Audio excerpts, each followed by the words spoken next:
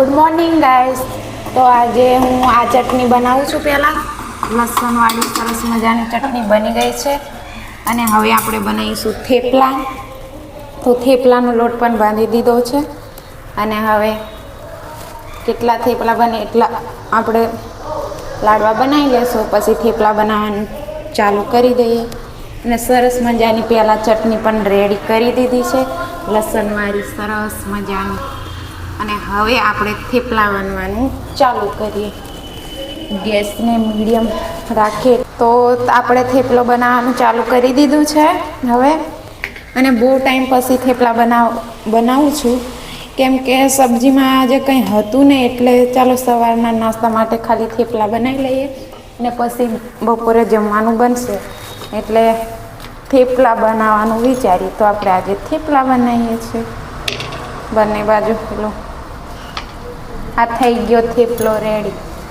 હવે આપણે ગેસને ફૂલ કરી દઈશું એટલે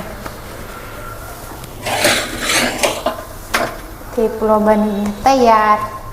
આ બીજો પણ જોડે જોડે બની લઈએ એટલે પેલો એક બાજુ શેકાય ત્યાં બીજો થેપલો બનીને તૈયાર કરીને મૂકી દેવાનો, એટલે ત્યાં પછી તેલ નાખીને શેકવાનો. તો કેવી રીતે તેલ નાખીને શેકું હું તમને બતાવું છું, તમે વિડીયોમાં જોજો. તમારે પણ થેપલા સવારમાં બનાવાય તો આવી રીતે બનાવજો, બહુ મસ્ત લાગે. મેથી પડી હતી તો થેપલા બનાવી લઈએ. કંઈ આજે થેપલા બનાવવાનું વિચાર્યું. તો એક બાજુ શેકાઈ ગયો છે, આ બીજી બાજુ શેકાય છે.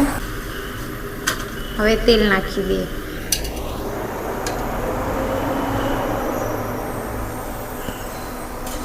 ચમચી લાવવી પડશે.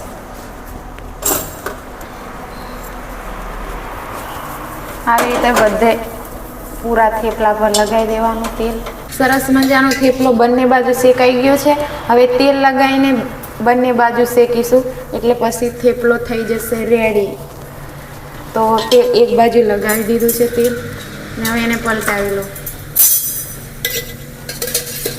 પલટાયા પછી એની પર પણ પાછું તેલ લગાવી લઈએ એટલે બંને બાજુ તેલ વાળો થઈ જાય. આ થઈ ગયો થેપલો તૈયાર સરસ મજાનું. પહેલાં થેપલો નાખો ને એટલે તેલ વગર 2 વાર પલટાવીને શેકી લો, પછી બીજી વાર તેલ નાખીને 2 વાર શેકી લો એટલે તમારો થેપલો થઈ જશે રેડી.